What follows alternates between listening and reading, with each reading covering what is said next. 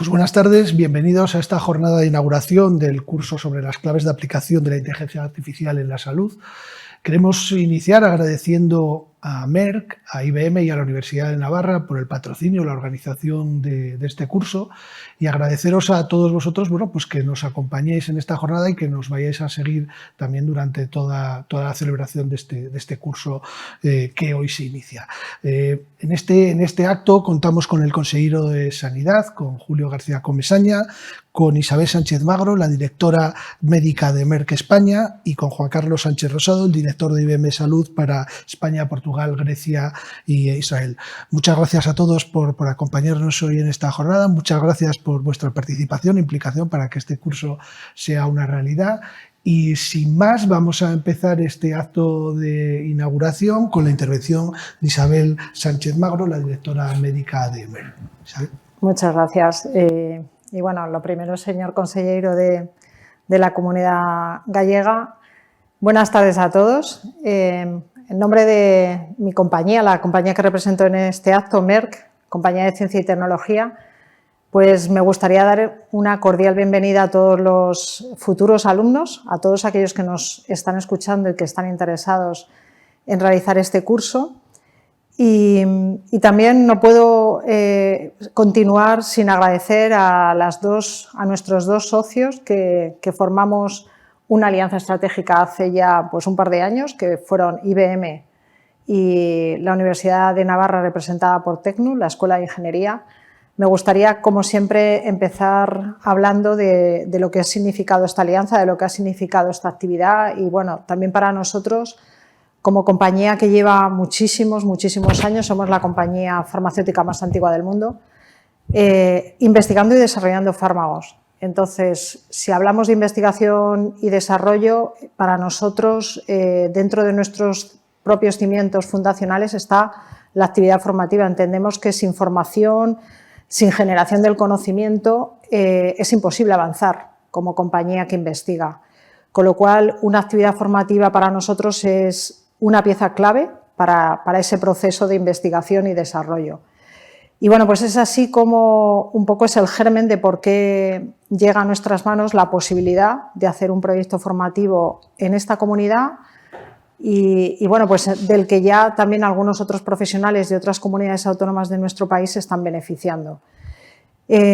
Nosotros hace mucho tiempo venimos un poco haciendo seguimiento a las nuevas tecnologías en salud. La innovación hoy en día en salud pasa por la digitalización, pasa por las nuevas tecnologías, pasa por un avance que, bueno, sin precedentes, podemos decir, lo que estamos viviendo en los últimos años.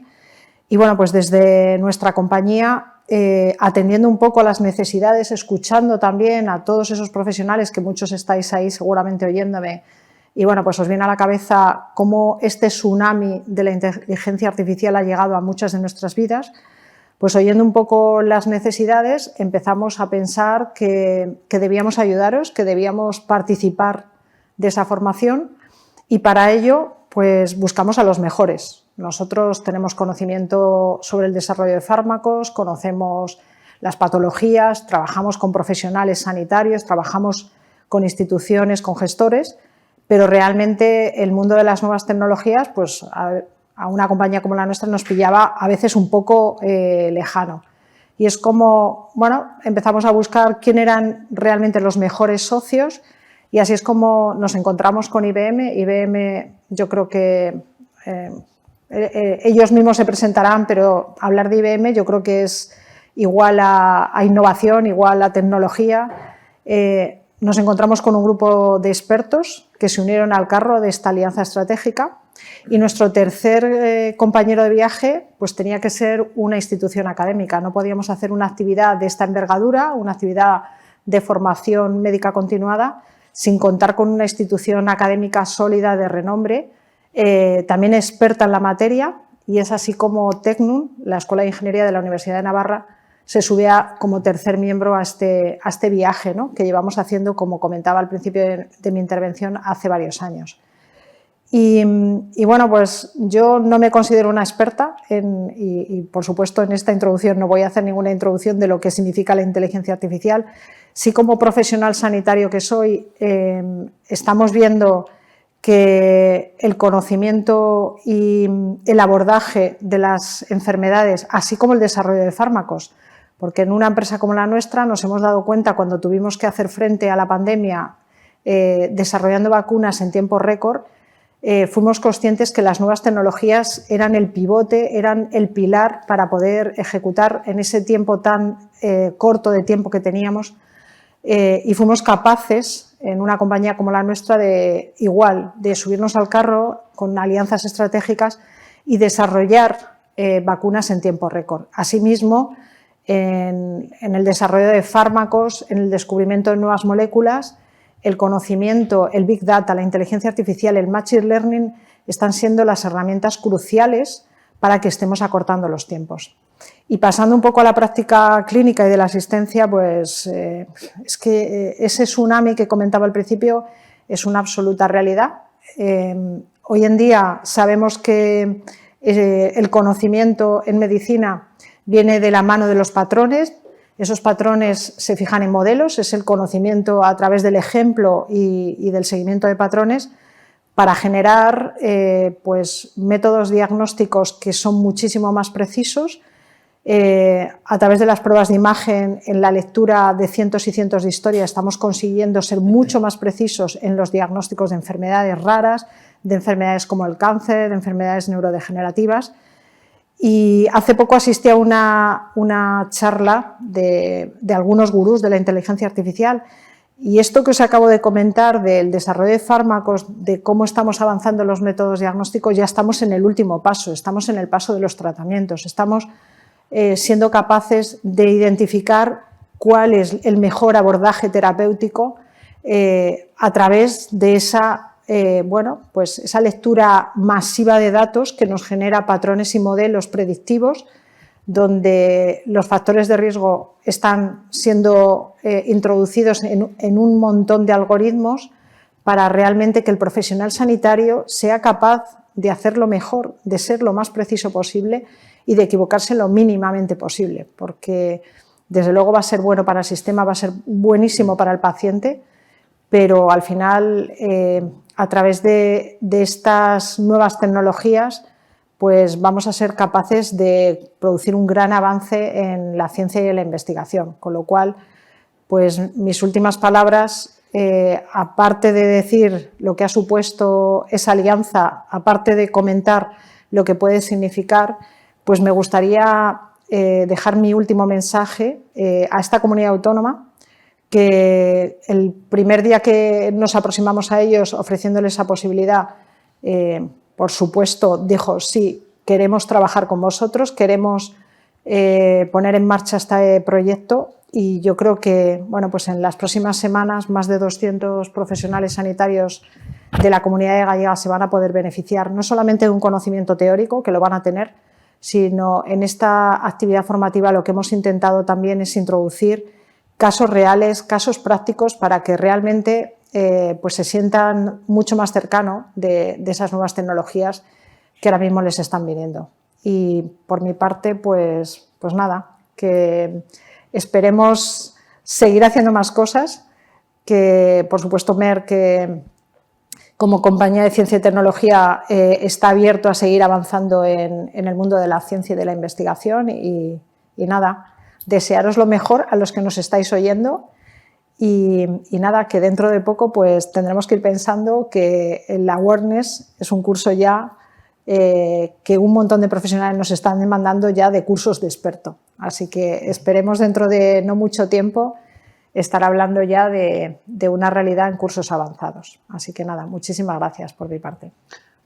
Pues muchas gracias a ti, Isabel, muchas gracias por tus palabras y por vuestra implicación para poder hacer posible este curso, y a continuación, siguiendo con el programa de esta jornada, pues tiene la palabra Juan Carlos Sánchez Rosado, que es director, como decía, de IBM Salud para España, Portugal, Grecia e Israel, que contamos con él hoy y también lo contaremos como profesor durante la edición del curso. Juan Carlos, sí, gracias, muchas gracias por recibirnos hoy.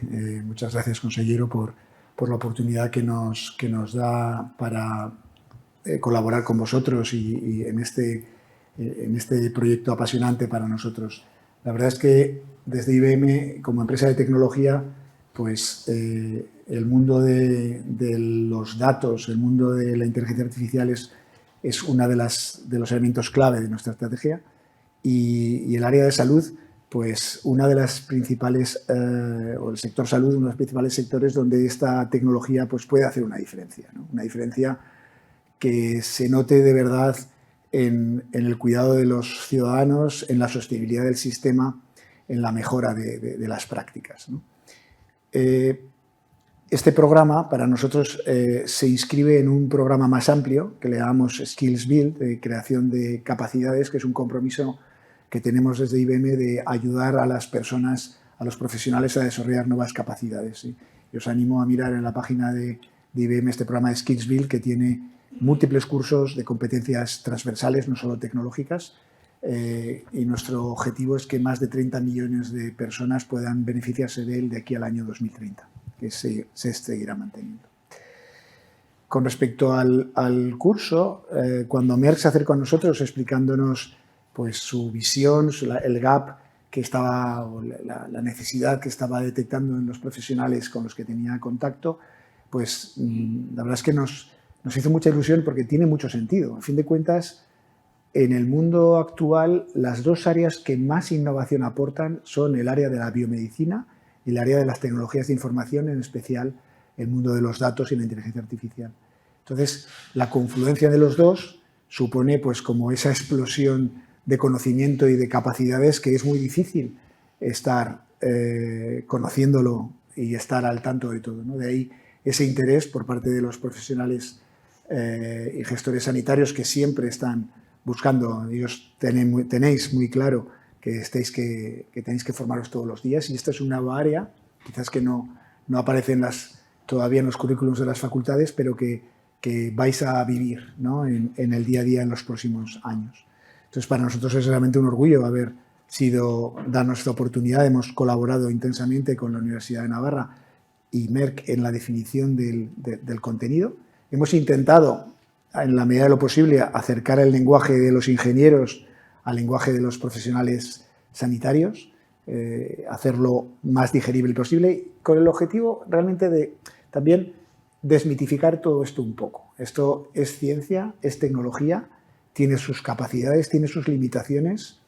Para eso utilizamos muchos ejemplos. Dentro de las clases veréis que hay un montón aparte de ejemplos que yo cuento, hay sesiones específicas de casos desarrollados en nuestro país.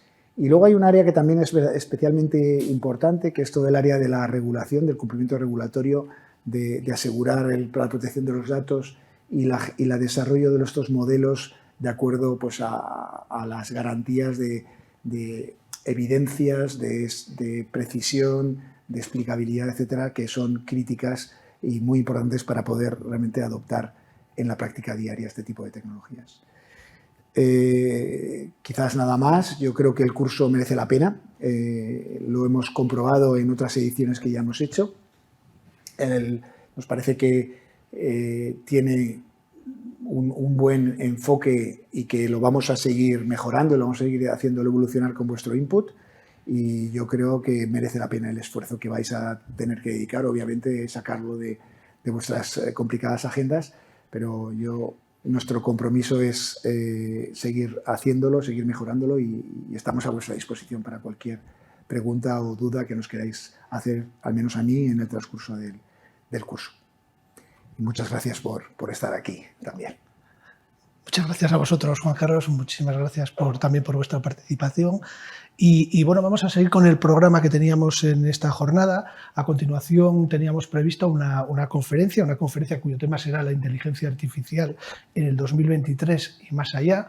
La conferencia va a correr a cargo de Miquel Díez Parra, que es el responsable de innovación de IBM para España, Portugal, Grecia e Israel, y también es el embajador del proyecto IBM Quantum, un proyecto que es líder en computación cuántica en el mundo, un proyecto con un sistema de computación que probablemente sea el que va a resolver problemas que en estos momentos los supercomputadores todavía no han sido capaces de resolver. Le agradecemos también su participación, lo tendremos a través de vídeo. Y Miquel, muchas gracias por tu participación, y cuando quieras, pues procedemos. Hola, buenas tardes. Gracias, Antonio, por la introducción. Soy Miquel Díez, trabajo en IBM. Mi responsabilidad, lidero un equipo de enablement a nivel mundial en el equipo de IBM Research en Quantum y además también llevo las iniciativas de innovación aquí en nuestro país, en España.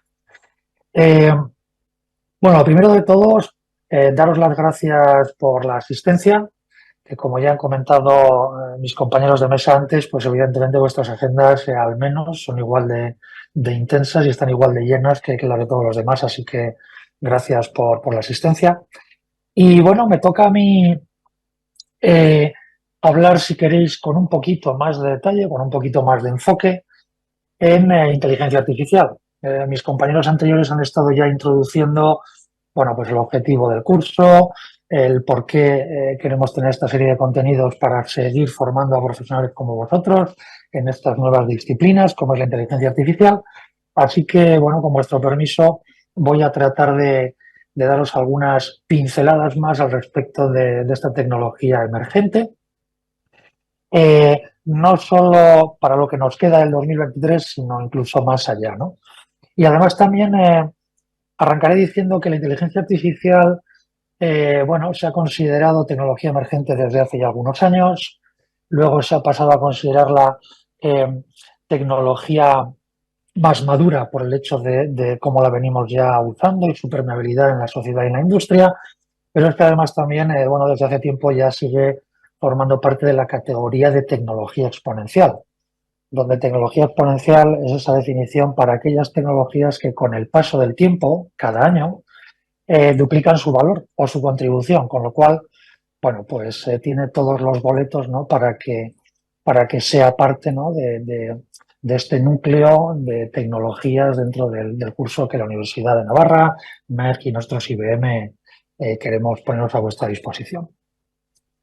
Dicho esto, me vais a permitir que empiece con una pequeña definición, seguramente muy manida, de lo que es la inteligencia artificial, pero que, bueno, me viene bien porque hay un matiz de esta definición que yo creo que en ocasiones olvidamos y, bueno, puede servir también un poco para que consiga trasladaros ciertos matices muy, muy relevantes de lo que es la inteligencia artificial.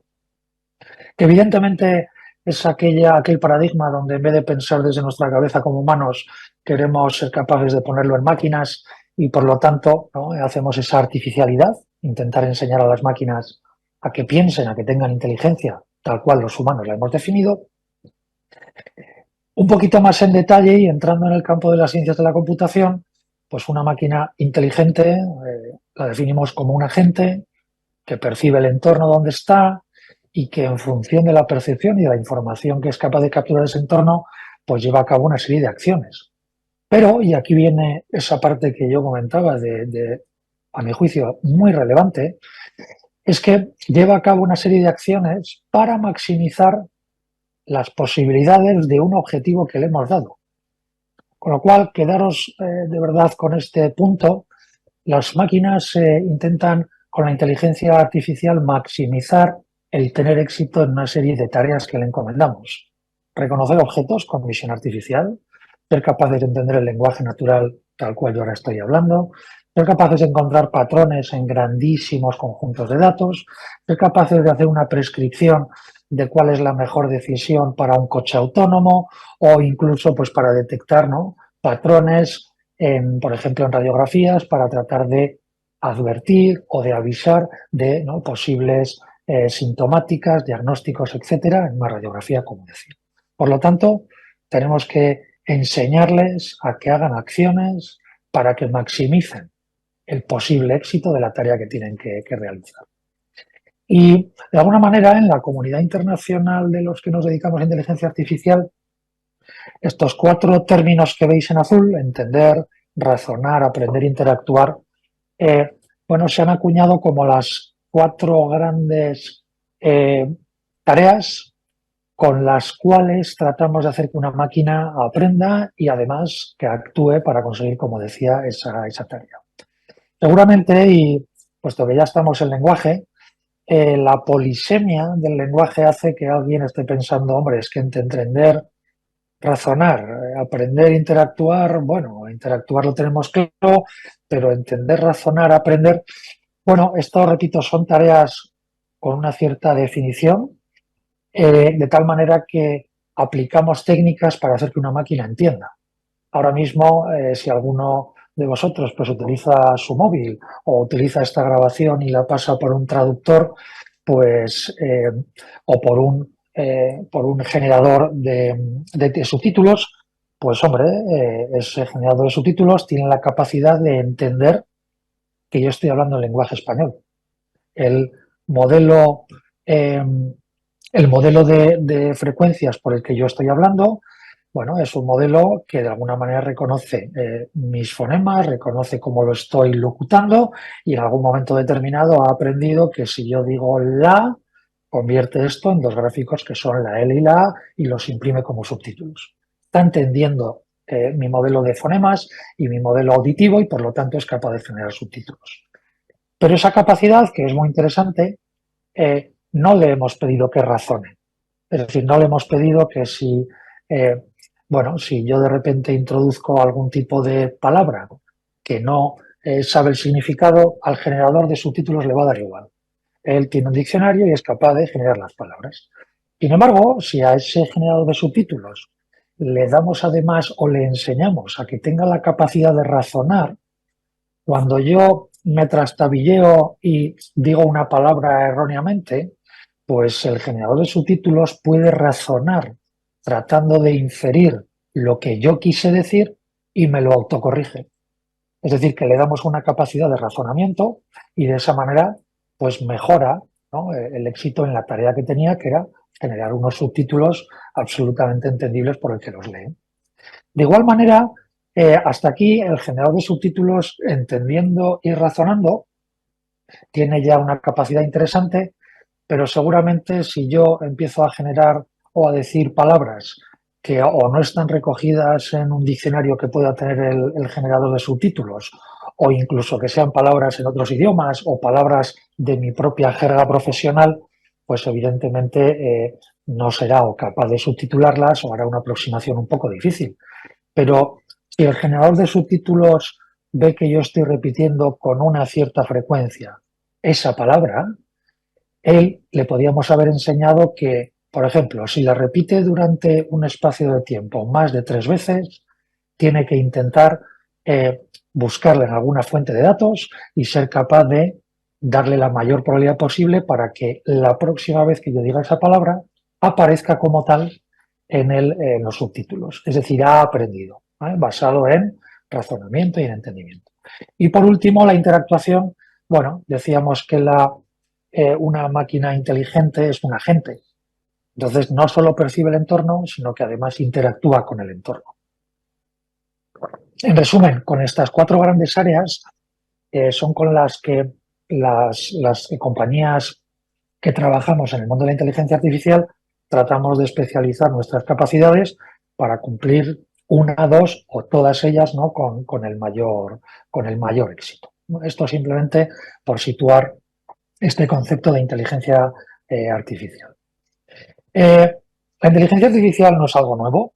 Los 2, 4, 6, 8 momentos de la historia que yo reflejo aquí, evidentemente solo son 8 de muchos de ellos, pero bueno, quería simplemente también daros una pequeña perspectiva de cómo hemos ido evolucionando y evidentemente como tecnología que es, pues también está sujeta a los impactos que produce nuestra propia historia de la humanidad.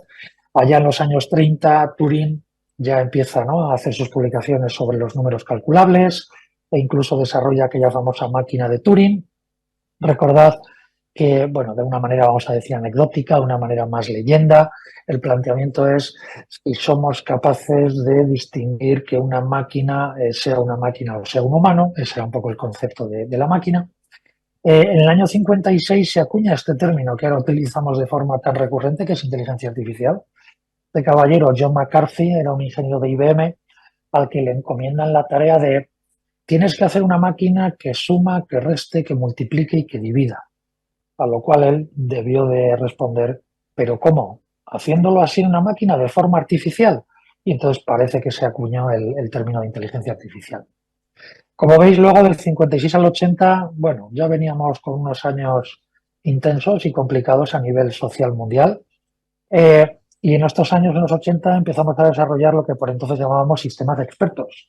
Eran sistemas fundamentalmente basados en reglas que guardaban conocimiento en estas reglas y por lo tanto tenían un expertise, ¿no? Eran expertos en una serie de áreas o de dominios funcionales de conocimiento. Como veréis, los tres siguientes momentos en la historia, 1997, 2009 y 2016, en todos ellos se habla de juegos de entretenimiento. IBM Deep Blue consigue vencer a Garry Kasparov en ajedrez. Watson vence en el concurso de Jeopardy y DeepMind, posteriormente de Google, consigue vencer en el juego del Go. Supongo que alguien podrá pensar que, hombre, Miquel, nos estás dando una ponencia sobre inteligencia artificial y no tenemos muy claro, ¿no?, si el haber conseguido estos hitos de ganar en modelos de juego, de entretenimiento desde una máquina, es verdaderamente, ¿no?, algo relevante para la inteligencia artificial. Pues lo cierto es que es súper relevante, por no decir lo más relevante, ¿no? En el caso del ajedrez, fundamentalmente la idea era buscar tener capacidad de computación compitiendo contra el tiempo. Recordad que el ajedrez, cada vez que uno de los jugadores realiza un movimiento, tiene que pulsar el reloj y la cantidad de tiempo que tienen ambos dos jugadores para finalizar o intentar finalizar su partida está regulada por el tiempo. Entonces esto era un hándicap, un reto muy grande y bueno, pues en ese caso con Deep Blue lo conseguimos. En el caso de Jeopardy, la idea fundamental era progresar no solo en la capacidad de computación contra el tiempo, sino además la capacidad de comprensión y la inferencia de conocimiento. Jeopardy es un juego en Estados Unidos donde hay 3 jugadores que fundamentalmente compiten por un bote de dinero contestando a preguntas que formula un humano que es el moderador del juego. Además hay una pequeña variación y es que el moderador del juego o el dinamizador del juego lo que dice es la respuesta y los concursantes tienen que adivinar la pregunta. Por ejemplo, Cristóbal Colón. Y entonces la pregunta es ¿quién descubre América en 1492? Esto era en tiempo real, había que entender el lenguaje humano tanto del moderador como de los dos concursantes, había que inferir la respuesta, cuál puede ser la pregunta o las preguntas más probabilísticamente acertadas, hay que competir en el bote, por lo tanto además hay un objetivo donde en la comprensión del lenguaje humano y la inferencia de conocimiento sirve al objetivo de ganar el bote. En fin, había una serie de retos muy, muy relevantes. Y el caso de DeepMind con Go, Go es un juego de origen oriental, donde fundamentalmente la idea es que este ejercicio ha sido la base de todo lo que son las famosas redes neuronales. Esto también hablamos muchísimo de ellas. Luego, por cierto, os voy a enseñar qué es una red neuronal. Muy, muy, muy simple, pero al menos también para que podáis tener una idea de qué es esto de una red neuronal. Y la idea fundamental de este ejercicio en 2016 fue el hecho de poner una serie de cámaras viendo cómo personas jugaban al Go y de esas imágenes inferir cómo se juega, las reglas del juego y cómo conseguir ganar. Por lo tanto, como veis, los 3 hitos han sido hitos muy relevantes que tienen mucho que ver con el estado actual de la inteligencia artificial y, como no vamos a dejar de mencionar ChatGPT, del que luego hablaremos un poco más adelante. Me atrevo a decir además que, bueno, pues hoy en día la inteligencia artificial se ha democratizado, entendiendo por democratizado el hecho de que está muy presente en nuestra vida cotidiana, tanto en la personal como en la industrial, en la profesional. En ese sentido, fijaros, la cotidianidad de nuestro día a día con respecto a la inteligencia artificial, yo aquí he puesto simplemente 4 ejemplos, pero seguro que vosotros podríais poner muchos más. Estos son 4 pantallazos de mi teléfono móvil, donde, por ejemplo, pues yo utilizo al asistente virtual de mi teléfono pues para que me ayude con la domótica de mi casa, ¿no? Evidentemente, en este caso Siri, pues tiene que ser capaz de conocer mi modelo de conversación, tiene que ser capaz de saber qué quiero decir con encender la luz del salón, tiene que tener previamente una conexión con los diferentes dispositivos y además entenderme en entornos muy ruidosos, etcétera, y hacerlo bien, ¿no? Bueno, inteligencia artificial, procesamiento del lenguaje natural. La segunda imagen que veis es, bueno, es de una aplicación de streaming, de películas y de series, donde si os fijáis, aquí en verde, habla de un 97% de coincidencia. Estos son los famosos sistemas de recomendación, que están basados en modelos de inteligencia artificial que lo que tienen en cuenta pues, son características como las películas que yo he visto son las que adquieren mayor puntuación de cara a recomendarme nuevas películas, pero por cierto, las que yo he visto tienen que tener una serie de características que vienen definidas por cómo el proveedor de la película o de la serie determina el género, la duración, la recomendación de edades, etcétera, etcétera. Pero además también tienen que ver esas recomendaciones con el hecho de que yo vea películas del tirón, tarde 7 días en verla con muchos cortes entre medio o incluso en alguno de ellos se me ha activado el salvapantallas, entendiendo que quizás me he quedado dormido o me he levantado en medio de la habitación. Es decir, los sistemas de recomendación tienen mucho de inteligencia artificial dentro de ellos. El caso de las rutas o los mapas, pues evidentemente, fijaros que dar una prescripción de cómo llegar desde donde estoy, además teniendo en cuenta cuestiones como el tráfico o cuestiones como las condiciones climatológicas, pues evidentemente las predicciones están basadas en modelos de inteligencia artificial que realizan una serie de cálculos y obtienen una serie de probabilidades donde la solución con la mayor probabilidad de llegar del punto A al punto B en el menor tiempo posible, pues es la que se nos ofrece para que la podamos seguir. O incluso otro tipo de cosas como bueno, la realidad aumentada o la realidad virtual, el procesamiento de imágenes, como esta última foto donde veis aquí, en la que si yo apunto con mi teléfono a mi ordenador donde aparece mi cara, pues veis que pone un pequeñito cuadro amarillo alrededor de mi cara y bueno, pues eso hace que la propia cámara ajuste para evitar que salga desenfocado o incluso que pueda hacer una corrección de los famosos ojos rojos, etcétera, ¿no? Bueno, aplicaciones, como digo, muy cotidianas en nuestro día a día. Pero evidentemente también hay muchísimas aplicaciones en el ámbito industrial, en el ámbito empresarial. Aquí también solo he reflejado algunas de ellas. La primera que veis aquí es, bueno, el caso de un dron que como veis tiene embarcada aquí una pequeña pieza que lo que lleva es una cámara de diferentes resoluciones y puede hacer cosas como ponerse a volar sincrónicamente con la velocidad circular del aerogenerador, recorriendo la pala para determinar, no solo para grabar el estado de la pala, sino para determinar si hay grietas, si hay obstáculos y los aerofrenos, que son unos pequeños componentes que hay al final de la pala, que se giran contra o a favor de viento para frenar o permitir la velocidad, pues si se han quedado obstruidos por algún obstáculo, etcétera. O incluso el propio dron pues puede con la cámara inspeccionar las placas fotovoltaicas para determinar los grados de suciedad que hay y de esa manera pues bueno ayudar a determinar casos como los de se está produciendo una merma en la producción fotovoltaica, es por suciedad, es por impacto de piedras, de granizo, etcétera, etcétera, ¿no? La foto que tenéis aquí abajo, bueno, esta foto es de un fabricante de coches autónomos, donde como podéis ver, aquí el escenario es muy, muy exigente. Esto es lo que una cámara, no una, 7 de las cámaras más una serie de radares que hay embarcados son capaces de constituir todo este panorama, donde como veis hay líneas rojas, líneas verdes, líneas azules, posición, etcétera, y esto solo en tiempo real tiene que tomar decisiones del tipo de freno, acelero, mantengo velocidad, giro, etcétera, ¿no?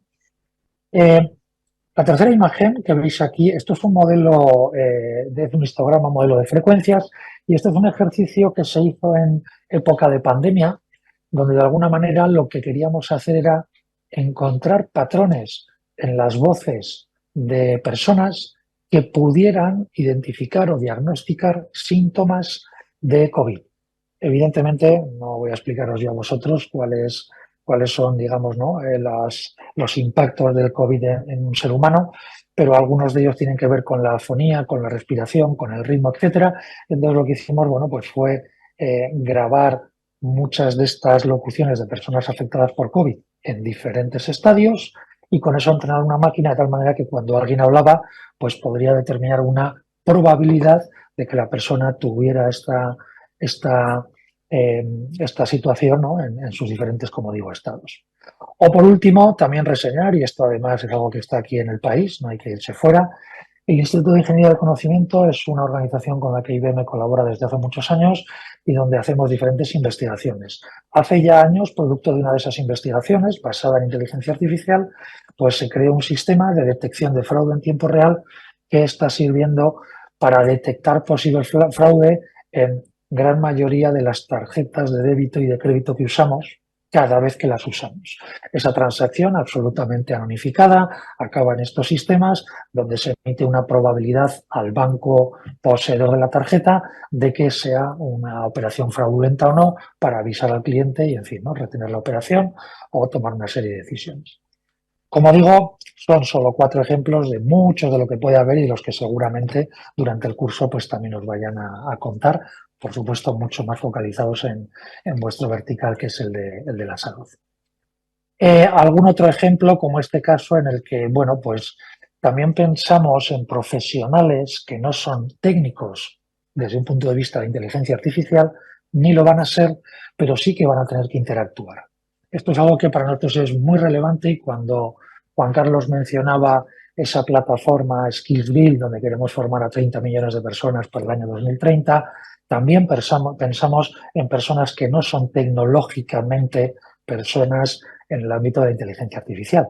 Pero, sin embargo, sí que pudieran coger algo como un documento Word y con una paleta de colores que representa diferentes conceptos, pues que esos profesionales fueran capaces de decir, pues mira, voy pintando en rojo lo que creo que son palabras, contrato de compraventa, plaza, garaje, voy a ir pintando en amarillo lo que creo que son fechas e incluso voy a intentar identificar algunos nombres de persona física o incluso algunos nombres de persona jurídica, de tal manera que yo, como profesional, voy a ir resaltando conceptos y relaciones entre palabras del lenguaje natural para que una vez que tenga una serie de documentos con esta identificación, se lo dé a un motor de inteligencia artificial y él sea capaz de inferir nuevas relaciones en otros documentos.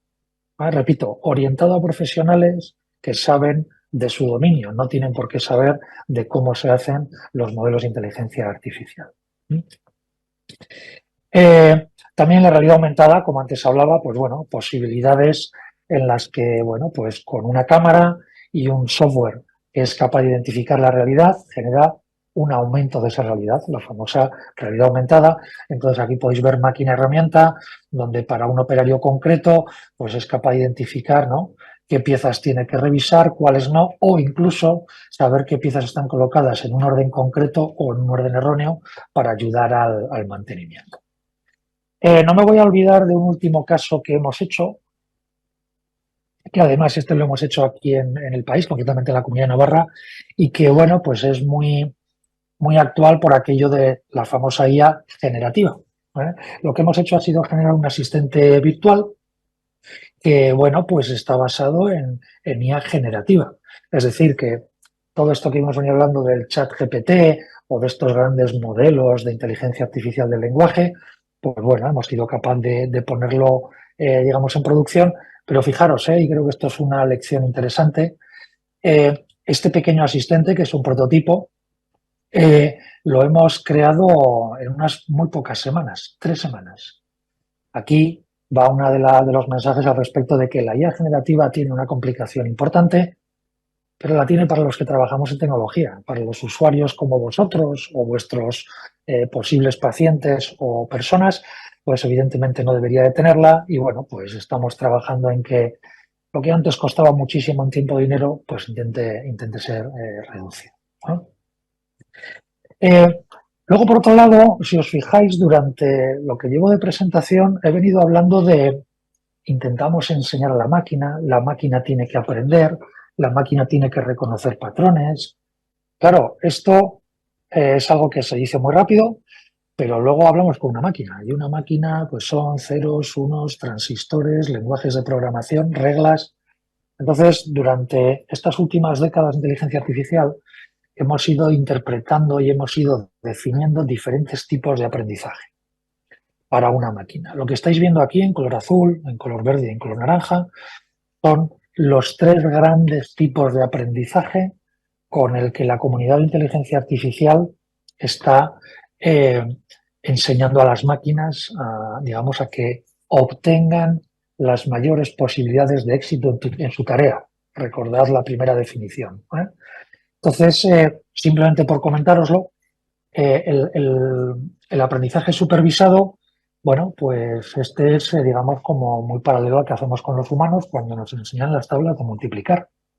Nos indican que 1 por 1 es 1, 1 por 2, 2, etcétera. Es decir, hay una persona humana, dejadme la expresión, que de alguna forma supervisa cómo una persona aprende. En el caso de la máquina buscamos el mismo concepto y lo que hacemos es, pues a una máquina le damos un Excel, una hoja de cálculo, con 7 columnas donde le indicamos diferentes datos y en la octava columna le ponemos, vamos a decir, el objetivo que buscábamos y que se cumplió en la realidad para esas 7 columnas. No lo sé, propensión a una enfermedad, impacto de una terapia, etcétera, etcétera, y al final podríamos tener la octava columna que fuera, pues no sé, adherencia al tratamiento, me lo estoy inventando, ¿eh? De tal manera que si yo le doy a una máquina miles o millones de filas donde le doy todo el rato cuál ha sido el porcentaje de adherencia a un tratamiento, pues la máquina es capaz de interpretar patrones. Y por lo tanto, cuando vea una serie de datos que tienen esa información de las 7 primeras columnas, ella sola podrá inferir, por estadística y por probabilidad, cuál va a ser la posible adherencia a un tratamiento. Esto es supervisado. Lógicamente, el valor es muy alto, puesto que nos permite clasificar, predecir, prescribir, etcétera, pero también es muy caro porque necesita que todas esas hojas de cálculo de filas tengan la octava columna donde se indique la probabilidad de adherencia al tratamiento para que la máquina pueda aprender. Perfecto. Existe otro tipo de aprendizaje que ponemos en máquinas que le llamamos no supervisado. En este caso, lo único que hacemos es darle los datos. Le doy la hoja de cálculo con las 7 columnas, pero no le doy la probabilidad de adherencia. Entonces, lo que hace la máquina es coge las 7 columnas y trata de adivinar relaciones, agrupamiento entre las diferentes columnas. Pues la edad con el género, el tiempo de tratamiento con respecto al estadio de la patología, la ubicación geográfica o la propensión a otro tipo de alergias, otro tipo de tratamientos derivados. De tal manera que la máquina no me va a decir nada al respecto de la probabilidad de adherencia al tratamiento, pero sí que me va a sacar todos esos clústeres o grupos, que es algo muy interesante para descubrir patrones ocultos. Y luego, con el paso del tiempo, y este es el aprendizaje que más se está utilizando en los últimos 5 o 7 años, le llamamos aprendizaje por refuerzo. Y aquí, si me permitís, voy a hacer una pequeña analogía, porque yo creo que se ve muy clara, y es el hecho de, pues cuando somos pequeños y vemos una estufa por primera vez y nos acercamos, ¿no?, tanto a la luz y al calor, entonces vamos con el dedo y oímos lo de no toques que te vas a quemar, pero en un número estadísticamente muy alto de ocasiones tocamos y nos quemamos. A partir de ahí, raro será que nos volvamos a quemar, porque de una manera por refuerzo, nuestro cerebro ha aprendido el impacto de tocar con nuestro dedo una superficie con ese grado de temperatura. Y por lo tanto, nuestro cerebro es capaz de ofrecernos recompensas de cuidado no toques, que esto ya me acuerdo que era, o recompensas negativas de he tocado, me he quemado y a partir de ahora ya sé que no volveré a tocar. Esto es lo que se llama reinforcement learning, aprendizaje por refuerzo, y por cierto, es uno de los aprendizajes en los que está basado el famoso ChatGPT, así como muchos de los sistemas de inteligencia artificial que no han tenido quizás tanta publicidad como ChatGPT, pero que venimos utilizando. Fundamentalmente, la idea es encontrar acciones que permitan una recompensa y además le permitimos a la máquina un pequeño grado de libertad donde en ocasiones, frente a una situación que percibe del entorno, le dejamos que busque en su conocimiento o le permitimos que explore una decisión nueva, de tal manera que esa decisión pueda volver a retornar a ese conocimiento aprendido y a partir de ahí que tenga más conocimiento. Bueno, 3 tipos de aprendizaje. También es verdad que en ocasiones en las máquinas mezclamos varios de ellos, pero concepto importante, a las máquinas hay que decirles cómo se aprende. Por mucho que hayamos visto películas de ficción, etcétera, la inteligencia artificial ya no es ficción, es ciencia desde hace muchos años, ¿no? Y estos son los tipos de aprendizaje. Bueno, por continuar, antes he dicho que aquello de DeepMind intentando aprender cómo se jugaba al Go con cámaras, viendo las reglas del juego, consiguió ser la base para lo que son nuestras actuales arquitecturas de redes neuronales de inteligencia artificial. Pues bueno, quería contaros lo que es una red neuronal. Evidentemente esto es un ejercicio absolutamente simplista, pero sí que quiero que lo entendáis por un concepto que además voy a utilizar después. Si os fijáis, lo que hay aquí son una serie de bolitas azules, amarillas y verdes, que les hemos llamado neuronas. El concepto de red neuronal evidentemente viene derivado del concepto de cómo nuestras neuronas son capaces de transformar energía en algo que creemos que es información, cómo la procesan y la pasan a la siguiente. Entonces lo que tenemos fundamentalmente en una red neuronal es una entrada, las X, el input, y tenemos una salida, la verde, la O, el output. Y de alguna manera lo que queremos hacer es que frente a unos valores de entrada, producir unos valores de salida reales. El ejercicio es ir introduciendo valores de entrada, transformándolos de alguna manera, de tal forma que obtengamos un valor calculado que sea el real. Y si no es el real, ajustar la transformación que hacemos en este nivel intermedio oculto para que el calculado se aproxime al real. El ejercicio es bastante teóricamente sencillo. Como veis, aquí hemos colocado unas bolitas amarillas que son las neuronas de procesamiento interno, y entonces lo que hacemos son operaciones fundamentalmente algebraicas de matrices, yo aquí lo he simplificado, donde esta neurona H1 recibe el valor de la entrada X1 por un parámetro W1 más el valor de la entrada X2 por un parámetro W3, y con eso calcula un valor. El mismo planteamiento con la neurona H2 y el mismo planteamiento con la neurona de salida O. Como veis, si el calculado es 2 versus el real es 4, de todo lo que yo proceso aquí en el nivel intermedio oculto, lo único que yo pudiera cambiar son estos parámetros W1, W2, 3, 4, 5 y 6, porque las X son entradas. De tal manera que si yo voy cambiando los valores de estas W, de estos pesos, en un momento determinado mi valor calculado será el real y por lo tanto tengo esta red neuronal que para esta entrada o muchas entradas me calcula perfectamente los valores reales. Dicho esto, estos famosos W1 parámetros tienen su importancia, porque claro, cuando solamente tenemos 6, utilizando en este paso hacia atrás aquello que estudiábamos en el Instituto de las Derivadas, pues seríamos capaces de entender, ¿no? y de calcular cómo aproximar los valores W para que el calculado se convierta en el real. Claro, la cuestión está en que si en vez de tener 6 parámetros de tipo W, tengo 6.000 millones, parece que esto ya empieza a complicarse. Vamos a ver esto un poco más tarde, pero acordaos, valores de entrada para intentar calcular una salida a través de unos procesos internos donde hay parámetros que puedo modificar para acercar el calculado al real. ¿Vale? Si seguimos un poquito hacia adelante, yo vengo hablando todo el rato de hacemos modelos de inteligencia artificial, estas redes neuronales son capaces de hacer cálculos, etcétera. Entonces también usamos y abusamos de lo que es el concepto de red neuronal, perdón, de modelo, pero fijaros, un modelo es esto, igual a f de x. Esto lo aprendíamos de pequeños en el colegio, en el instituto, pero un modelo también puede ser algo que conocemos con otros conceptos, como es la velocidad, que es igual al espacio partido por el tiempo. U otro modelo podría ser cómo optimizamos la logística para que barcos alrededor del mundo puedan distribuir de la forma más eficiente el gas natural, teniendo en cuenta las condiciones climatológicas y las condiciones de oferta y demanda en cada puerto. O también podría ser el cálculo de la energía que hay en la interacción de los componentes de una molécula de cafeína, o incluso calcular cuál es el riesgo de una entidad bancaria, o incluso descubrir patrones de colisión entre partículas, o incluso descubrir nuevos fármacos para, no lo sé, conseguir una mejor solución a ciertas patologías, etcétera.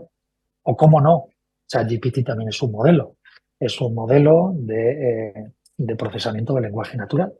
¿De acuerdo? Entonces, los modelos los podemos sofisticar y, por lo tanto, el hacer un modelo con más o menos simplificación, pues requerirá más o menos sofisticación en cómo le hacemos a la máquina que lo aprenda. ¿Sí?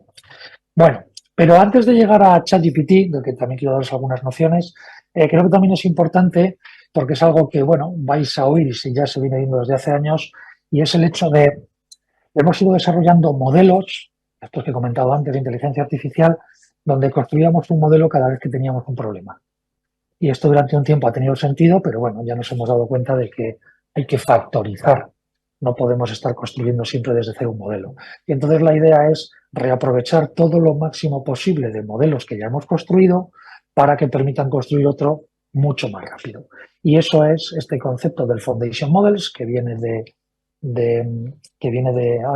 MIT, donde de alguna manera tratamos de construir modelos que a partir de ahí permitan ser detallados y personalizados para cosas concretas. Reconocer imágenes de un pulmón o reconocer imágenes de una retina o de un lunar para ver si se convierte en un problema, etcétera. El reconocimiento de imágenes está muy avanzado. No deberíamos de construir un modelo de inteligencia artificial desde cero para reconocer imágenes. Ya tenemos mucho. Igual que tenemos para reconocer lenguaje natural en 100 idiomas. O igual que tenemos para reconocer diferentes sonidos de alarma, pues de la alarma de una señal en una habitación de un hospital, o de la alarma del detector de incendios, o de uno de los botones del pánico que puede llevar un paciente. Entonces hay que trabajar mucho en lo que son los modelos fundacionales y de hecho ChatGPT fundamentalmente ha puesto de manifiesto algo en el que veníamos trabajando todos, pero bueno, nos lo ha puesto de manifiesto mucho más abiertamente, ¿no? Entonces simplemente por contaros, ChatGPT, su tarea es, acordaos, cualquier modelo de inteligencia artificial tiene que tener definida muy detalladamente una tarea para maximizar cómo la cumple. Su tarea es generar lenguaje natural, seguramente todos o casi todos lo habéis probado. Su tipo de aprendizaje es una mezcla de aquel supervisado más el de refuerzo más un poco de human feedback, esto es de expertos revisando lo que hay, y fijaros, tiene 175 billones de parámetros. El próximo GPT-4 tiene 1 trillón. ¿Recordáis las W que yo os enseñaba en esa red neuronal? Pues imaginaos la necesidad de estructuras de computación y el tiempo necesario para poder entrenar algo que tiene que ajustar 1 trillón de parámetros para ser capaz de hacer lenguaje natural con la amplitud que lo hace.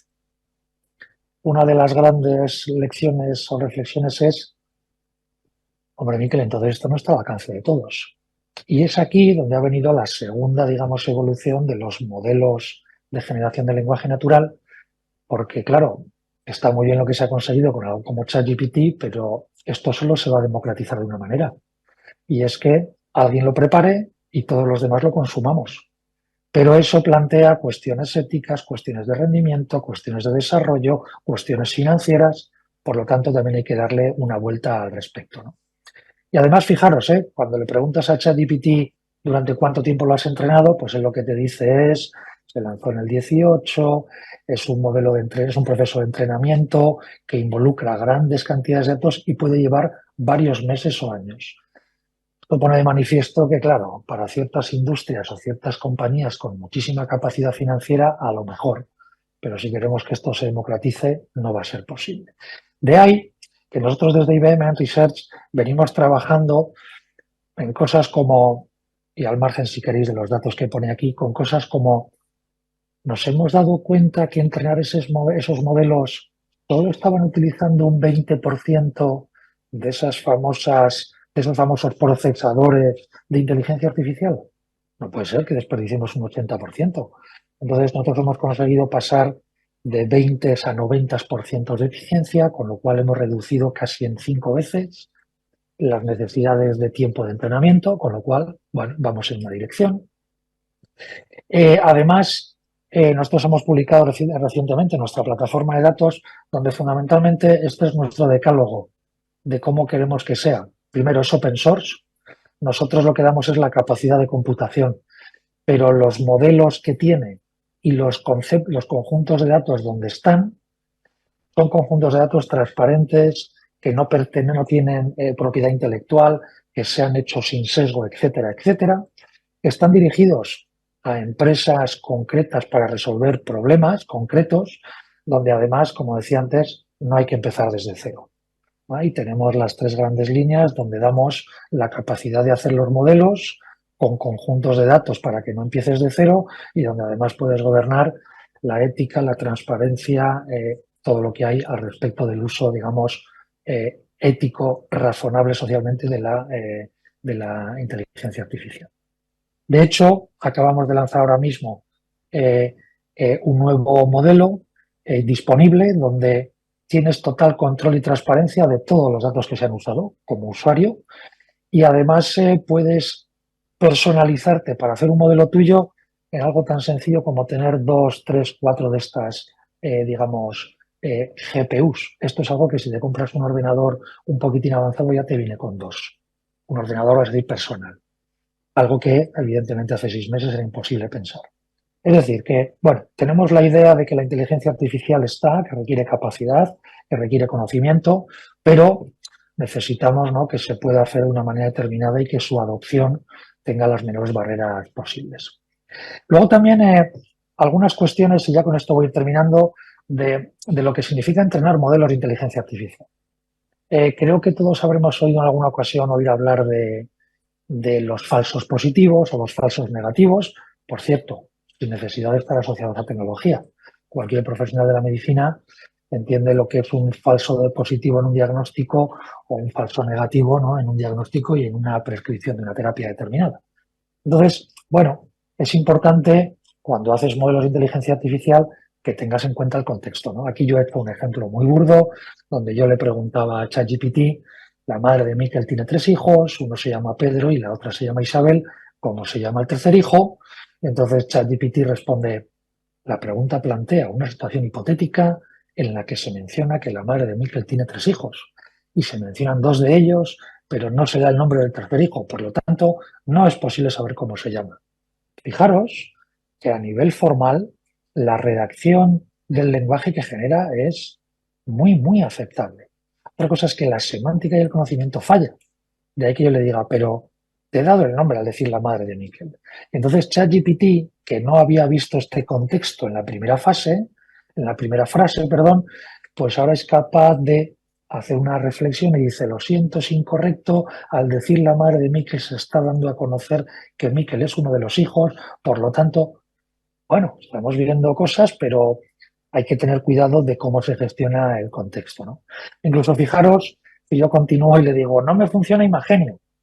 Supongo que todos los que estamos aquí, muchos conoceremos que Imagenio era aquel servicio de internet, streaming que nos daba Telefónica, que luego ha pasado a llamarse de otra manera, etcétera. Pero bueno, lo que me dice ya ChatGPT es, hay varias razones por las que la imagen de Imagenio no funciona correctamente, incluso me daba algunas, ¿no? Bueno, entonces yo ahora todavía le rizo el rizo y le digo, ¿el tercer hijo tiene Imagenio? Imagino, perdón, además me equivoqué, ¿eh? Esto no fue a propósito. Yo me equivoqué y en vez de escribir Imagenio, escribí Imagino. Entonces él contesta, Imagino es un servicio de televisión de pago, en este caso de un operador, tiene una variedad de contenidos, etcétera, y dice, el tercer hijo se llama Mikel, pero no se ha mencionado nada de si tiene o no contratado ese servicio. Bueno, como veis, y en el caso del lenguaje, el lenguaje es un elemento muy vivo y que requiere, ¿no?, que el contexto siempre esté presente. Por lo tanto, cuando hacemos modelos de inteligencia artificial, la gestión del contexto es una necesidad absoluta para que esto tenga certeza, ¿no? He mencionado antes que para nosotros, por lo menos, no contemplamos la inteligencia artificial sin este capítulo de la ética, ¿eh? La ética, tanto desde el que lo desarrolla como el que lo consume, como el que proporciona los datos. Y además creemos que es una ética que solo está presente cada día, everyday ethics. Entonces, para nosotros hay 3 grandes principios que sujetan nuestro decálogo de ética de inteligencia artificial, y es que el propósito de la inteligencia artificial es aumentar la inteligencia de los humanos. Sé que esto suena glamuroso, pero bueno, nuestro propósito es el que es. Por otro lado, tanto los datos como lo que obtenemos de los datos pertenece a su creador, con lo cual, pues, como siempre, ¿no? Me consta que en vuestra comunidad autónoma venís trabajando desde hace décadas en sistemas de información donde hay un montón de datos y evidentemente eso hay que regularlo, porque aunque sean datos alojados, en este caso por el sistema de salud gallego, pero esos datos vinieron de una serie de pacientes, es decir, esto hay que regularlo. No vale sin más decir que a mí me dieron unos datos y yo ya he sacado un modelo y doy servicio. Y por último, además, este tipo de tecnología con el que hacemos modelos tiene que ser transparente y explicable. Yo sé que es imposible explicar una red neuronal de 1 trillón de aquellos W que yo os he enseñado. Pero tenemos que conseguir hacer que se entienda cuál es la razón por la que un modelo de inteligencia artificial, pues no lo sé, prescribe una radio versus una quimio. O por qué se deniega o se aprueba un crédito a una determinada familia con una situación económica.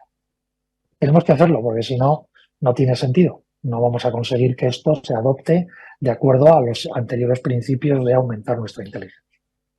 Y en resumen, para ir acabando, os he dejado aquí simplemente, bueno, pues alguna serie de cuestiones que yo creo que estaría bien que recordáramos, ¿no? Cuando, bueno, pues se nos vengan ideas al respecto de inteligencia artificial o cuando alguien nos hable de hacer un sistema de inteligencia artificial, ¿cómo lo voy a entrenar? Porque esto de vamos a hacer un modelo, perfecto, pero eso es el fin. El objetivo, o sea, el medio tendrá que tener oye, ¿cómo lo vamos a entrenar y en base a qué? ¿No? Esto hay que hacerlo de esta manera. Segundo, los principios éticos que voy a aplicar cuando diseño esa IA, esa inteligencia artificial. Voy a olvidarme de quién era el propietario de los datos e incluso aunque yo genere datos sintéticos, los voy a generar a partir de algún dato real. Es decir, aquí se deriva una responsabilidad en la cadena subsidiariamente, por lo tanto hay que tener esos principios. También hay que pensar en cómo voy a mantener actualizado un sistema de IA, de inteligencia artificial. Porque esto, y perdonadme la expresión, un modelo de inteligencia artificial es un bicho que come cada día. Por lo tanto, tenemos que tener en cuenta, ¿no?, que mañana vamos a seguir alimentando nuestro modelo. Muy bien.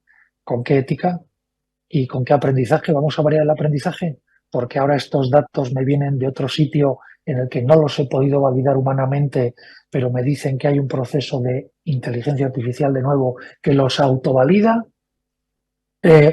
¿Voy a necesitar para esto una infraestructura megalómana? Porque entonces el proyecto nace muerto. Ahora, evidentemente, no, la democratización del cloud hace que podamos acceder a recursos de computación muchísimo más baratos de lo que era antes.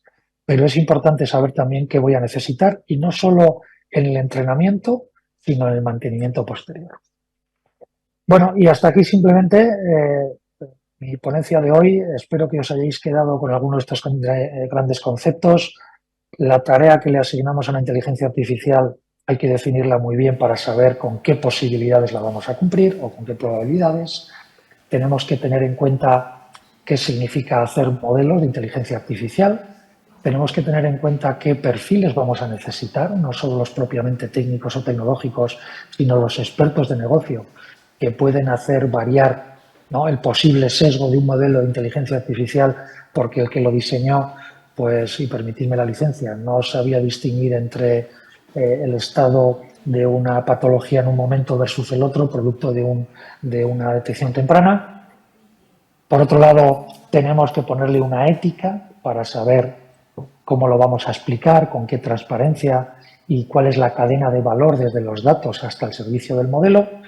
Hay que actualizarlo de continuo y hay que saber que no podemos dejar de preguntar qué infraestructura voy a necesitar para hacerlo. Así que, bueno, pues una vez más, daros las gracias por vuestro tiempo. Confío en que el curso, como hemos hecho en otras ediciones, va a ser de vuestro interés y tanto la Universidad de Navarra como Merck como nosotros lo hacemos porque necesitamos profesionales de dominio como el vuestro formados. Es así de necesario. Gracias a todos.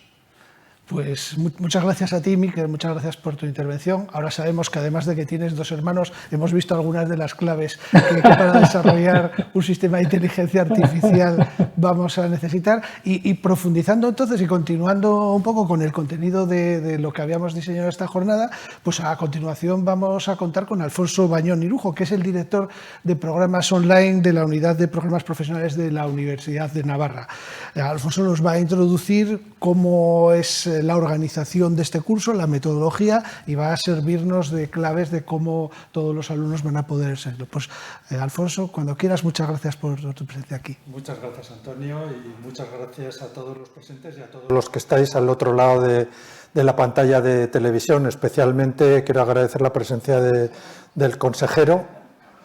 Y a partir de ahora, a mí me toca la parte, digamos, más operativa, el explicaros qué os vais a encontrar en el curso.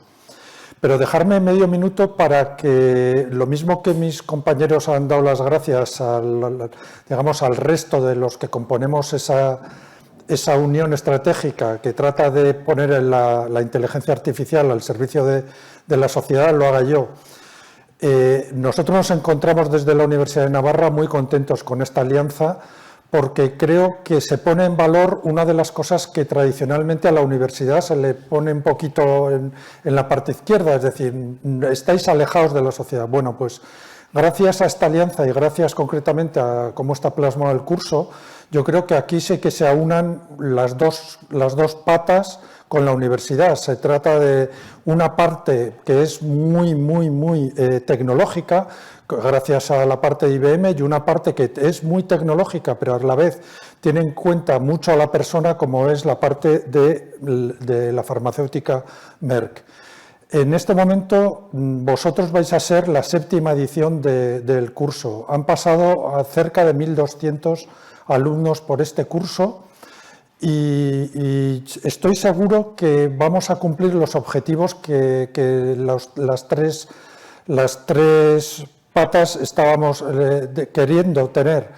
Por una parte, lo que estamos es queriendo que comprendáis cómo la inteligencia artificial está influyendo ya en todas las actividades que estamos realizando y sobre todo en una parte fundamental que es la vuestra, la del sector de la salud. Y por otra parte, nos gustaría que esto sirviera como un mero impulsor hacia vosotros, hacia lo que es el ACIS, hacia lo que es el servicio de salud, y que esto casi se convirtiera, iba a decir, en un problema, ¿no? Yo sé que la palabra no es buena, pero que tuvierais un grupo de profesionales que os estuvieran demandando, como sé que lo están haciendo, necesidad de poder avanzar, porque esto al final lo que va a demostrar que estamos avanzando en el servicio público, que es realmente lo que todas las personas que estamos aquí queremos. Entonces, vamos a ir a la parte más operativa del curso. El comité científico del curso tiene las cuatro patas. Por un lado está la parte de la Universidad de Navarra que tenemos a través del catedrático Ángel Rubio. Tenemos también a Isabel Sánchez Magro, que ha estado en la ponencia anterior, como la directora médica de Merck, que está aportando también todo su conocimiento. Tenemos a Juan Carlos Sánchez Rosado, que habéis tenido la oportunidad de verlo en la presentación y lo vais a tener también en la primera unidad del curso. Y tenemos también a Mario Mosquera, que es el director de la Agencia de Desarrollo y Conocimiento de ACIS, que también ha estado aportando para la realización de este curso. Los objetivos generales son los que estaba comentando previamente, es decir, se trata de una doble vía. Por un lado, de comprender, pero por otro lado, queremos inspirar y queremos que esto sirva como elemento dinamizador dentro de lo que es el Servicio Gallego de Salud, para que podáis presentar propuestas para avanzar en este campo. El curso está dividido en 5 grandes grupos más unos casos de uso.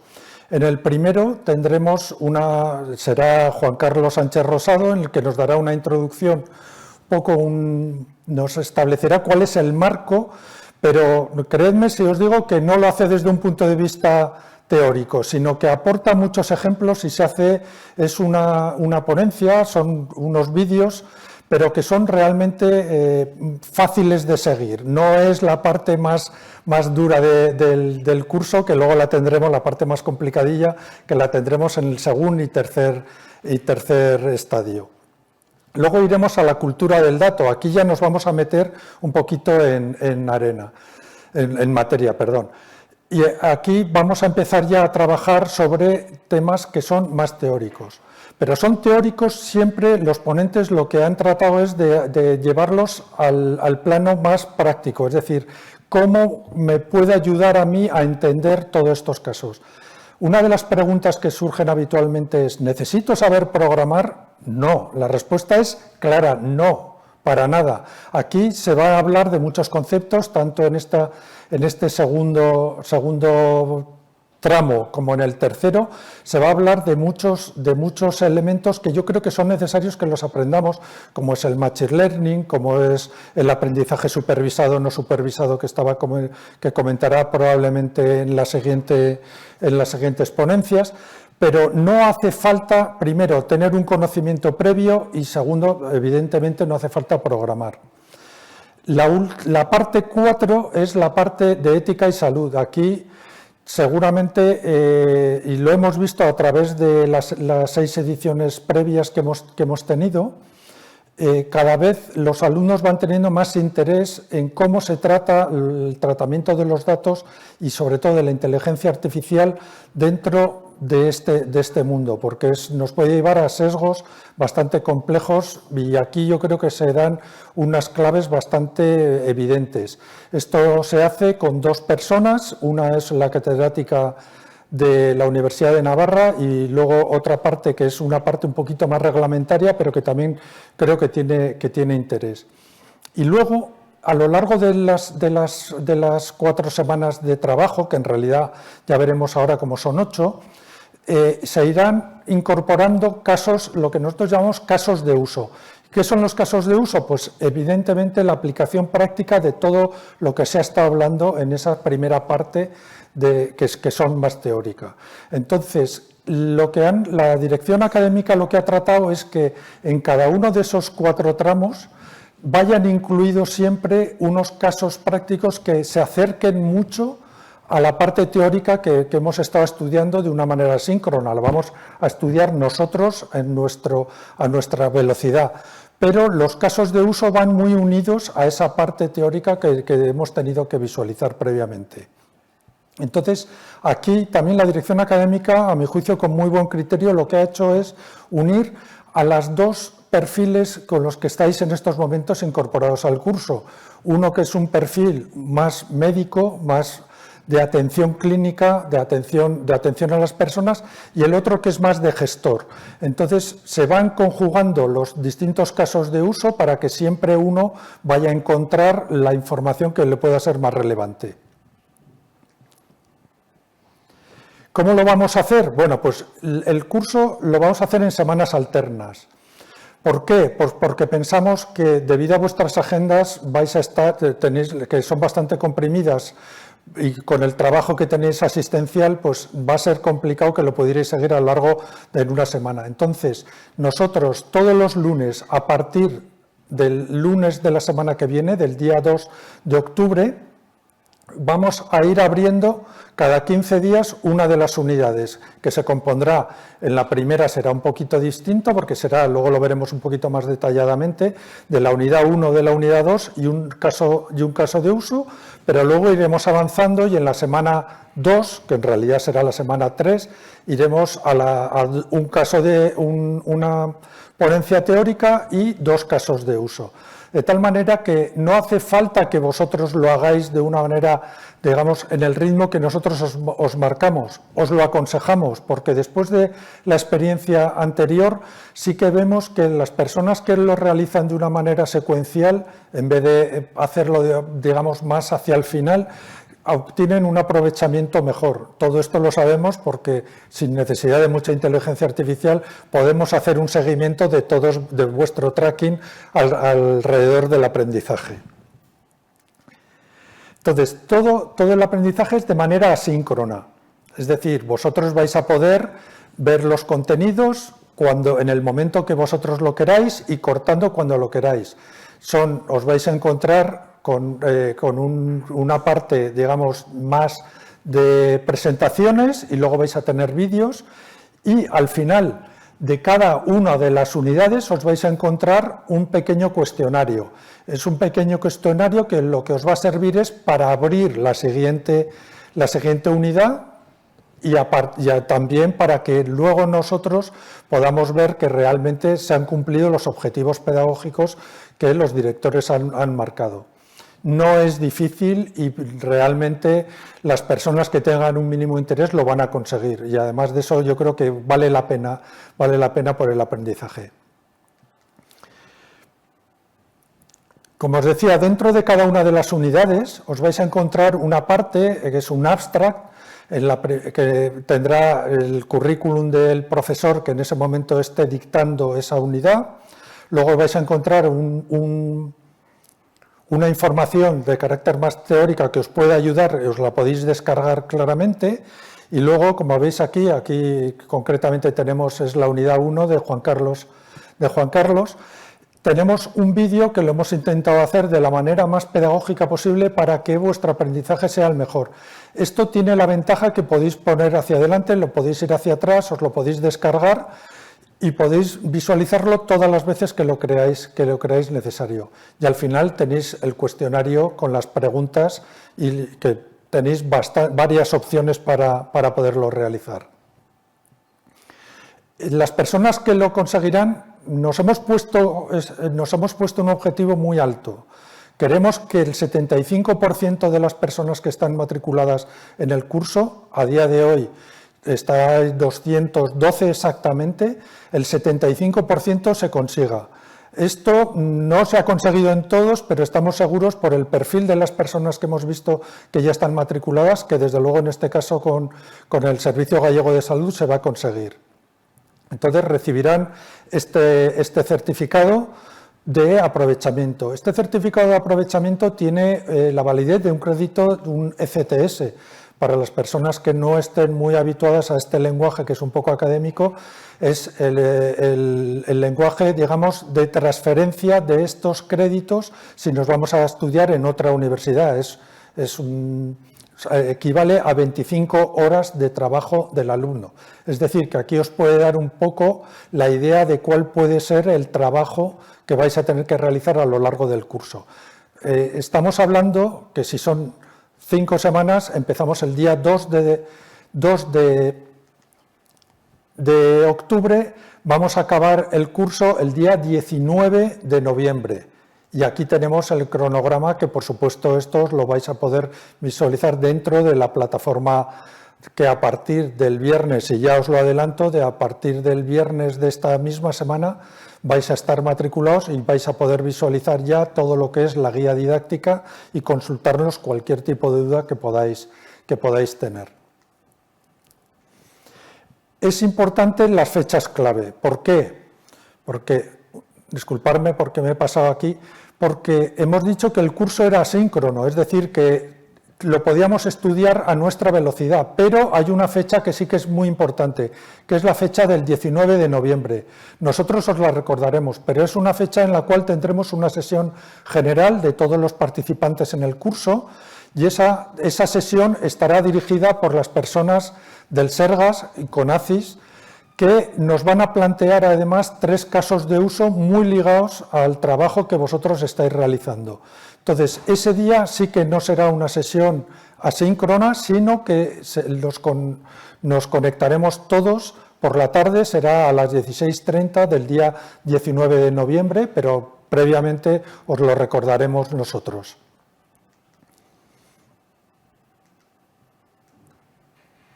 Y se me ha quedado aquí. De acuerdo, las fechas clave. El 29 9 de septiembre abriremos la plataforma y tendréis acceso ya a la guía didáctica y a la sesión que estamos teniendo hoy. La tendréis grabada allí y la podréis visualizar en el caso que no os hayáis podido conectar. El día 2 de octubre se abrirá ya la primera de las unidades para que podáis trabajar con ella. El día 16 de noviembre, como os comentaba, tendremos la sesión síncrona muy focalizada en el Sergas, y el día 19 de noviembre finalizará el curso. Entonces, la semana siguiente se firmarán las actas y recibiréis, las personas que seguro que, como os decía, habéis sido la mayoría, recibiréis el certificado correspondiente.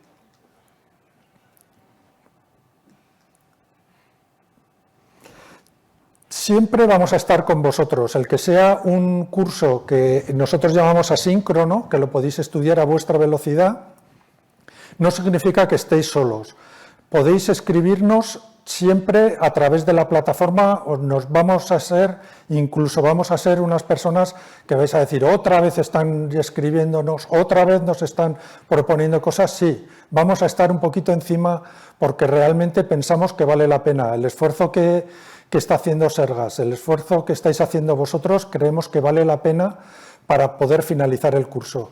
Y por lo tanto nosotros también nos ponemos a vuestra disposición para cualquier cosa que necesitéis, cualquier duda de carácter técnico, y si tenéis dudas también de carácter sobre el fondo del asunto, como decía antes el profesor Juan Carlos, no dudéis en consultarnos porque nosotros se la transmitiremos y se pondrán en contacto con vosotros para resolverla.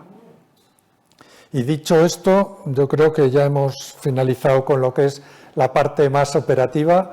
Os deseamos veros a todos a partir del viernes y sobre todo a partir del lunes, día 2 de octubre. Pues muchas gracias, Alfonso, muchas gracias por tu introducción. Creo que es muy importante fijar los objetivos, fijar también la metodología de cómo se va a desarrollar este curso, y muchas gracias, por supuesto, a la Universidad de Navarra por la participación en este proyecto junto con Merck y IBM, que creemos que va a ser de mucho interés. Por lo menos eso es lo que hemos visto, que en el momento de que hemos planteado la posibilidad de incorporación en este curso, hemos recibido un volumen de solicitudes muy altas. Y ya, bueno, pues continuando con el programa que teníamos definido, vamos a pasar al último acto que teníamos programado, que es la intervención del consejero de Sanidad, Julio García Comesaña, que nos ha acompañado hoy en este acto de presentación, el que, bueno, pues va a cerrar esta jornada con su visión sobre la inteligencia artificial y la visión específicamente en el Servicio Gallego de Salud de estas herramientas. Consejero, cuando quieras, muchas gracias por tu participación. Buenas tardes. A continuación vamos a clausurar esta sesión del curso sobre las claves de la aplicación de la inteligencia artificial, diseñado en este caso para profesionales de la salud y que se ha incluido dentro de la programación de ACIS. Antes de nada, me gustaría comenzar agradeciendo a la Universidad de Navarra la organización de este curso, también, por supuesto, a Merck y a IBM, en este caso en las personas de Isabel y Juan Carlos, pues ese patrocinio que hace posible la celebración de esta actividad, y desde luego a todas las personas que habéis intervenido en la jornada de hoy y que participáis en las distintas sesiones de este curso. Por supuesto, a los ponentes fundamentales para poder llevarlo a cabo, por ese esfuerzo de síntesis y por este esfuerzo también, si cabe, en este nuevo formato. Y, por supuesto, agradecer también a esas más de 200 profesionales del Servicio Gallego de Salud que han renunciado a buena parte de su tiempo libre, probablemente, para formarse en una materia tan interesante como es la inteligencia artificial aplicada en salud. Y, pues, por supuesto, a anticiparme y dar las gracias por todas las aportaciones que desde esa perspectiva más formadas, sin duda, van a hacer para seguir haciendo que el sistema sanitario público gallego sea mejor si cabe.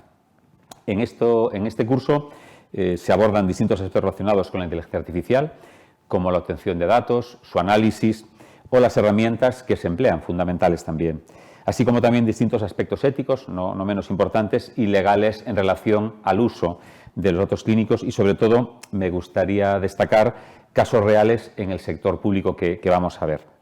La inteligencia artificial es algo que forma parte de nuestro día a día. Usamos algoritmos inteligentes cuando hacemos búsquedas en Internet, cuando conducimos con las aplicaciones de mapas, o cuando vemos las propuestas que se nos hace para ver series o escuchar música, ¿no? Estamos hablando siempre de sistemas de software principalmente, pero también empieza a haber ya soluciones hardware, sistemas que actúan percibiendo el entorno y mediante adquisición de datos luego pues hacernos, como digo, interpretación y propuestas, ¿no? Propuestas que razonan sobre el conocimiento y que procesan información derivada de esos datos y que en base a todo ello deciden o proponen las mejores acciones para conseguir un objetivo común. Esto, desde luego, es totalmente aplicable, además de la vida real, en lo que hacemos ya, pues a la asistencia sanitaria. Evidentemente, desde Sanidad no podemos obviar esa capacidad que ofrece la inteligencia artificial, por lo que, desde luego, existen grandes expectativas relacionadas con el uso del Big Data y la inteligencia artificial en el ámbito sanitario. La semana pasada, en un acto que tuvimos del Gobierno y donde resumíamos los principales retos para el futuro, precisamente destacábamos de Sanidad el de integrar la inteligencia artificial en la sanidad pública para el apoyo de esos procesos diagnósticos, esos procesos de toma de decisiones, esa gestión de la ingente cantidad de datos que manejamos en sanidad y, por supuesto, pues, el tratamiento de la imagen médica o la generación de alertas a los profesionales. Como digo, todo ámbitos donde la inteligencia artificial y el manejo del dato pues, nos pueden ayudar, como decía antes Isabel, por un lado, a hacer mejores diagnósticos, mejores tratamientos y minimizar los errores, ¿no? Tres elementos clave están permitiendo dar un salto cuantitativo en el uso inteligente del dato. Por un lado, la disponibilidad de grandes cantidades de datos conocido como Big Data. En Galicia tenemos experiencia, llevamos muchos años digitalizando los procesos. Yo me atrevería a decir que prácticamente llevamos 23 años, desde el año 2000, que empezamos a digitalizar los procesos sobre una base de unos sistemas de información corporativos que facilita además que todos esos datos sean integrables y que se puedan compartir. También el incremento exponencial de la capacidad de procesamiento. Todos los datos hay que poder procesarlos y es verdad que tanto las computadoras como especialmente los sistemas de almacenamiento han dado un salto en los últimos años y además un salto asequible a unos precios razonables, ¿no? Y por otro lado, fundamental, el desarrollo de algoritmos de aprendizaje que sean capaces de encontrar esos patrones y, sobre todo, darles sentido. En Galicia tenemos una fortaleza evidente, como es el haber apostado desde hace mucho tiempo por una historia clínica electrónica única, por un sistema único de datos que, como digo, pues permite ahora disponer de forma agrupada de todos los datos generados en la actividad de todos los centros. Tenemos un sistema formado por más de 460 centros de atención primaria, más de 14 hospitales, todos los sistemas corporativos, como digo, generando datos y, sobre todo, integrables. Todos esos datos se pueden compartir y hace que tengamos un sistema sanitario gallego que genera en torno a 400.000 registros diarios a día de hoy, lo que supone como 150 millones de datos cada año.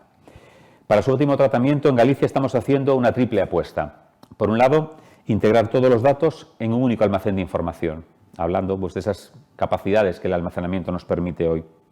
También integrar todos los datos de analítica tradicional en las nuevas infraestructuras de Big Data y utilizarlos para potenciar el desarrollo de la inteligencia artificial. Y la más importante, definir desde la alta dirección, en este caso del Servicio Gallego de Salud, un completo plan de gobernanza de la información. Actualmente Sergas trabaja en varias líneas de aplicación de la inteligencia artificial y el Big Data. Entre ellas podríamos considerar la detección de enfermedades raras o el empleo de algoritmos en la recomendación de contenidos formativos, tanto profesionales como pacientes, por poner algún ejemplo. Pero me gustaría destacar dos casos. En primer lugar, el que se refiere al entrenamiento de modelos para facilitar la detección de posibles cánceres a través del análisis de imágenes médicas. Un proyecto que hemos desarrollado en el ámbito de la anatomía patológica, con la imagen microscópica en este caso, y también en el ámbito de la mamografía, con el procesado de las imágenes mamográficas. Los avances de los últimos años nos permiten diseñar algoritmos basados en técnicas de aprendizaje profundo que son capaces de aprender de esos casos previos, diagnosticados, y a partir de esa información elaborar patrones de detección cada vez más complejos. Galicia, a través del proyecto Código 100 y el uso de fondos europeos para innovación, ha diseñado ese tipo de algoritmos que nos permiten, en principio, detectar cánceres de colon y cánceres de mama. El objetivo es mejorar esa capacidad diagnóstica de los profesionales de anatomía patológica y de radiología, en este caso, mejorando también el seguimiento de los pacientes con sospecha diagnóstica y reduciendo, por tanto, los falsos positivos y los falsos negativos. En segundo lugar, la incorporación de estos sistemas a la historia clínica electrónica en el SERGAS es otro elemento a destacar. El SERGAS avanzará en los próximos años en la dotación en nuestra historia clínica electrónica de inteligencia, hacer una historia clínica electrónica inteligente basada en la aplicación de técnicas de inteligencia artificial capaces de proporcionar herramientas automatizadas de apoyo a la decisión y de optimización de los procesos de salud. Como ejemplo, señalo la detección de alertas de resultados que puedan estar relacionados con enfermedades graves para transmitir al médico y poner en marcha el correspondiente circuito asistencial. Para seguir avanzando en estos ámbitos, consideramos también necesario crear un consejo asesor de carácter eminentemente técnico que se encargue de asesorar, en este caso, al Servicio Gallego de Salud, a las áreas sanitarias o a los propios servicios clínicos, pues, como decía, asesorarles en el desarrollo de la inteligencia artificial y el desarrollo también del espacio de datos en el ámbito de la salud. Está en tramitación en estos momentos una norma que creará y regulará este Consejo Asesor y que esperemos esté aprobada en el próximo trimestre. Se trata de un consejo al que le van a corresponder las siguientes funciones. Por un lado, asesoramiento en el desarrollo y consolidación de propuestas dentro de la política de la Consejería de Sanidad en materia de inteligencia artificial y gestión de datos. De coordinación de iniciativas, de identificación de focos de interés e impacto y de la elaboración también de mapas de demanda temprana en esta materia que puedan afectar al sistema público de salud. Una herramienta que hemos utilizado en la compra pública innovadora que permite a las empresas del sector, bueno, conocer nuestra intención, saber en qué áreas vamos a trabajar y posicionarse desde todos los puntos de vista, de dotación de recursos humanos, de adopción de estrategias comerciales o lo que corresponda. Por supuesto, también este comité asesor va a tener el conocimiento previo de esas propuestas para la gobernanza de datos de la que hablaba antes, ¿no? Y, en fin, de proposición de acciones que contribuyan a la consolidación de la competitividad de las empresas TIC gallegas, en este caso a través de las actividades de I+D en el conjunto de las tecnologías habilitadoras digitales. Galicia está apostando por convertirse en una región inteligente, para lo que se aprobó, en este caso, la Estrategia Gallega de Inteligencia Artificial para la vigente década 2030, que desplegará en Galicia una inteligencia artificial de vanguardia, ética, segura y centrada en las personas. En este camino, Galicia además ha sido seleccionada para ser la sede de la ESIA, la Agencia Española de Supervisión de la Inteligencia Artificial, que tendrá su sede concretamente en la ciudad de Coruña y que será clave en gestionar y liderar el ecosistema español de inteligencia artificial a través de esa supervisión de forma voluntaria hasta la entrada en vigor de la nueva normativa europea con sellos de calidad y responsabilidad. Aprovecho para felicitar y agradecer a los distintos sectores, como universidades, empresas, centros de conocimiento, que apoyaron esta solicitud del Gobierno gallego y que esperamos pueda comenzar a concretarse a la mayor brevedad. Finalmente, indicar que somos conscientes de que apostar por el uso del Big Data y la inteligencia artificial exige proteger con la máxima rigurosidad la privacidad de los pacientes. En este curso está previsto un módulo específico dedicado a la ética y salud y algo que considero muy necesario, el poder abordar estos aspectos que seguro que comparten pues, todos los inscritos al curso. Es otro de los retos que nos depara el futuro, evidentemente, ¿no? Por lo que seguiremos trabajando además para garantizar la máxima seguridad en el tratamiento de los datos, pues tanto los clínicos como sobre todo los de los pacientes, ¿no? Insisto en el agradecimiento, en este caso, a las tres entidades que colaboran con nosotros, Universidad de Navarra, Merck e IBM, por facilitarnos la realización de este curso, que desde luego es clave en la línea de lo que acabo de comentar. Evidentemente, una estrategia como lo que acabo de detallar no tiene sentido si no tenemos la formación adecuada, ¿no? Y por eso decía Isabel que cuando nos preguntaron si queríamos participar, la respuesta fue rápidamente sí, porque evidentemente era una cuestión que teníamos que abordar, la formación de todas las personas interesadas, en primer lugar, en este tipo de herramientas. Galicia se ha caracterizado en los últimos años por tener un sistema de información robusto, yo diría especialmente corporativo, que en general tiene más ventajas que inconvenientes, sobre todo porque, como decía antes, permite compartir toda esa información que llevamos almacenando y custodiando y sacando información de ella, pues, como decía, más de 20 años, ¿no? Eso fue debido a que hubo profesionales en su momento que tuvieron la visión, ¿no? Recuerdo pues, los primeros responsables de tecnologías de la información que tuvo la Consejería de Sanidad, recién hechas las transferencias, que apostaron por una informática corporativa. Estoy pensando pues, por ejemplo, en Sean Vieito, un radiólogo que a principios de los años 2000 apostó por la imagen digital, o por Enrique Fluiters, un médico de primaria que siempre creyó que la historia clínica electrónica tenía que ser integrada primaria-hospital, incluso antes de que en Galicia optáramos por este modelo de gestión, ¿no? Pioneros que sin duda forman parte del sistema sanitario gallego en general y en particular de sus características en el manejo de la información y extraer esa información para tomar decisiones, ¿no?